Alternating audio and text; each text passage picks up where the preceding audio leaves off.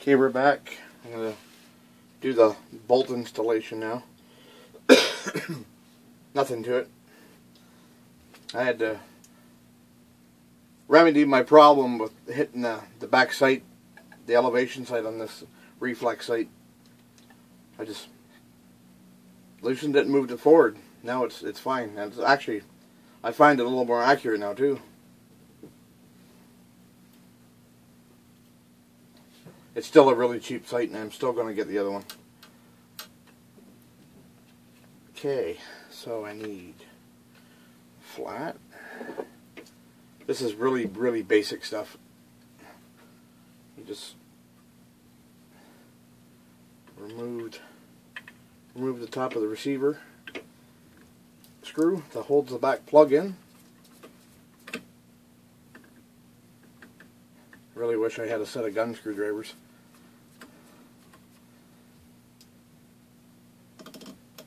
That comes out like that. This little plug comes out.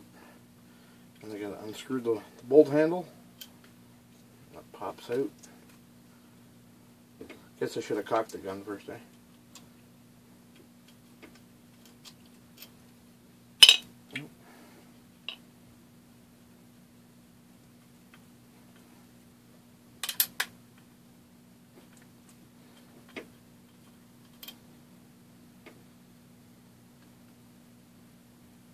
Oh, I guess I have to remove another screw. Probably the bottom one here.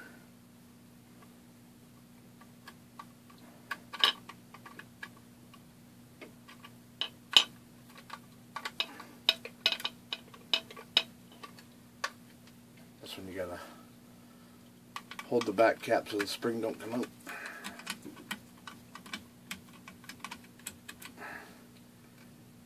I thought it was just the one screw. Apparently not. You live and you learn, right?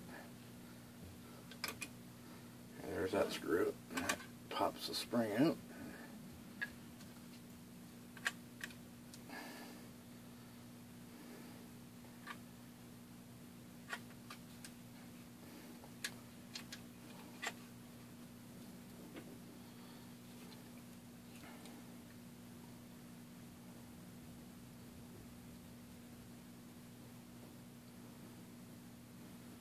Okay, now I'm a little dumbfounded here. Oh, I know why. Apparently I probably got to take the little wee screw out inside the loading port.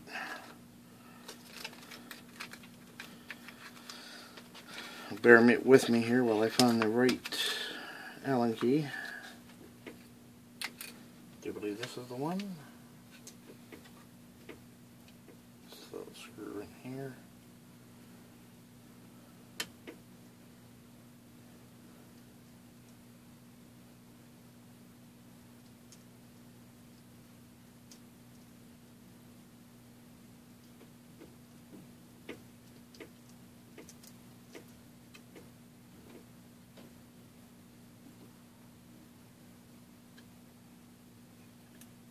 There's the bolt.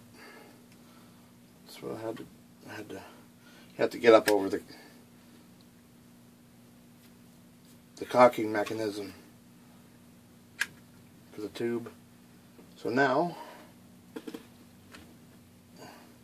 unscrew this bolt handle. Have a look here. Yeah, see, it's just a little bit longer, the probe. That's all it needs to be, just to push that pellet just a little further ahead. And this is nickel plated. I thought it was stainless, but no, it's nickel plated. So now we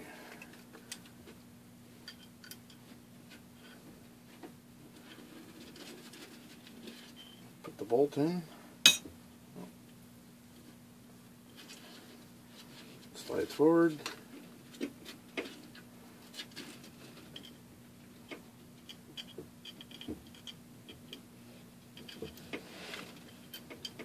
Sure it fits, and it does. Wow, that makes it a lot better. Okay, so open the loading port, put this little guy back in. The whole time I'm unscrewing this too, it's hitting the elevation screw for the rear sight, so I might have to move that sight just a little bit further.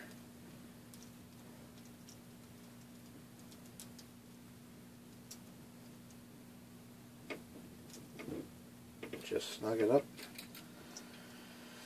Okay, that's that done.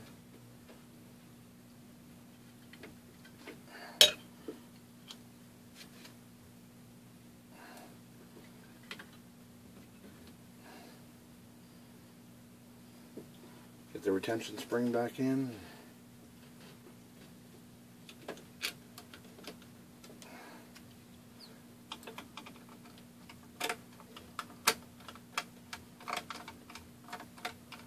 I figured I'd do it all in real time this time instead of pausing the video throughout, just to show you what has to be done.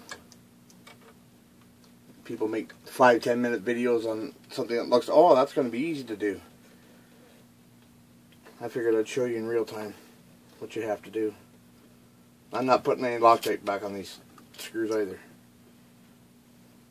Don't need to, because this gun doesn't have any real recoil to it, and not like my Benjamin Trail, where you got to keep tightening the screws over time. The more and more you shoot it, you gotta check the screws about every 200, 300 shots, because they do vibrate loose.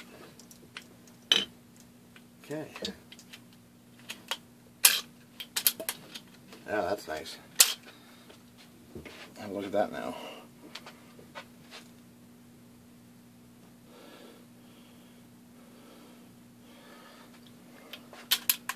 Much easier to cock.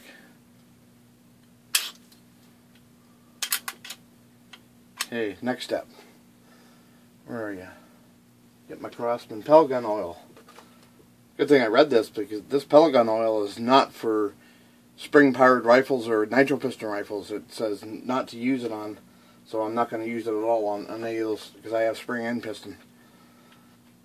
But you're supposed to oil the O-ring here. Get enough in there to work it around, just so the seal doesn't dry out. And a little bit down this side.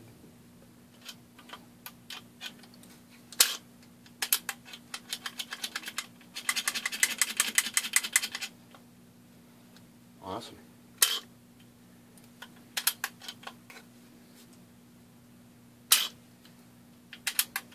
There, I feel this gun is truly customized to my liking now. Other than the cheap reflex sight that's on this, I'm still going to get the other more expensive one, the center point. Because this just will not do. If you can look, you see the wires for the, up under the, there you go. See the wires for the switch and for the light. Like, that shouldn't be showing. That just shows you how cheap it is.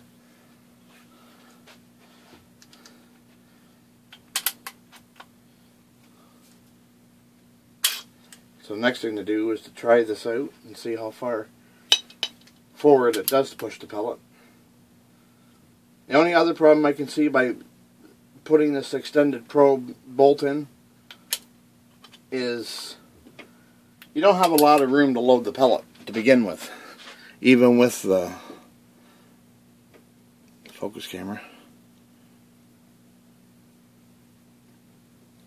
Even with the old bolt, you didn't have a lot of room, so, and this bolt's a little bit longer, so I'm just going to have to basically drop the pellet down in and work it back and forth.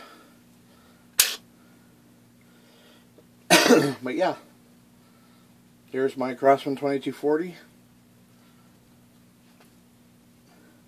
Looking the way I want it to look now, but this is not just for look. It's for functionality too, because that just adding that extra length to the bolt handle. It's easier to cock, and that's a lot smoother.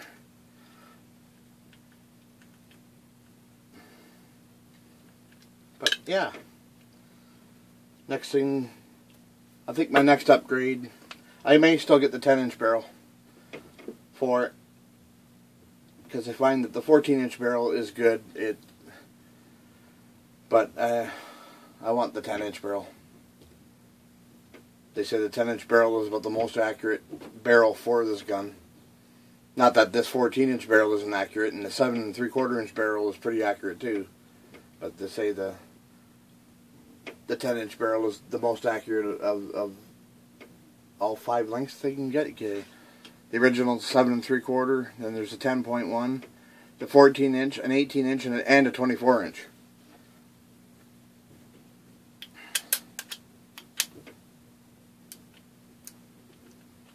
Other than getting a trigger shoe, I think that's a barrel, maybe a trigger shoe, possibly new grips one day, and the sight, and then we'll be good to go. Maybe I might redo this barrel band too. But then again, it matches the look of the gun. These grips suck. Even though they're tight, they still move. Alrighty. I'll let you know how it all works out. See you later.